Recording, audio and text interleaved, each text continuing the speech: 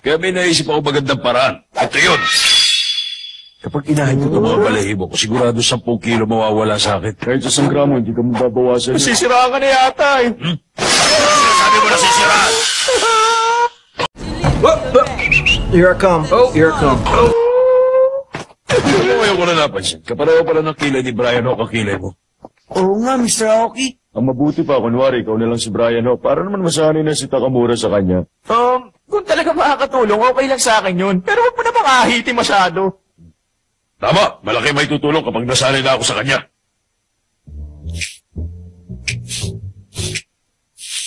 Naku, para yatang hindi pantay. Oo, mas makapal yung kaliwa. Bawasan pa natin ang konti ang kaliwa. Teka, mukha na naman eh. Sige ganito.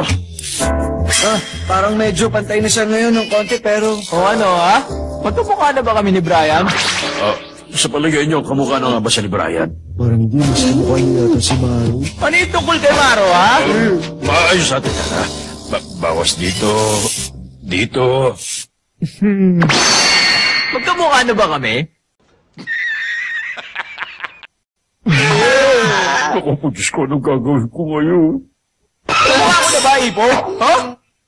Ano? Nakakatakot na itsura ko katulad na ako niyo? Ang mabuti pa, mag-sparring na tayo ngayon, Takamura. Ang isipin mo, siyo kung kinakalaban mo. Gusto na yung sinasabi mo yan! Nasa na ang kilay ko! Ang ginawa mo sa kilay ko, Takamura, walang yaka! Masyado kayo maingay! Ano ba pinagagagawa niyo dito, ha? Coach! Tingnan mo itong ginawa sa akin ni Takamura! Sino ka ba? Nagbibiro ka kayo, Coach? Ngayon ko lang nakita yung mukha mo dito, eh. Ako po to, Coach! Ako to!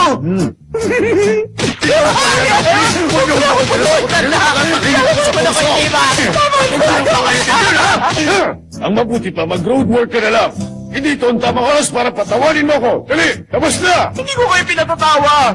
Tsaka hindi rin ako pwedeng lumabas sa kalye ng ganitong itsura ko, Coach! Hindi ako pwede mag-road work ngayon! Nakaisip na ako ng paraan.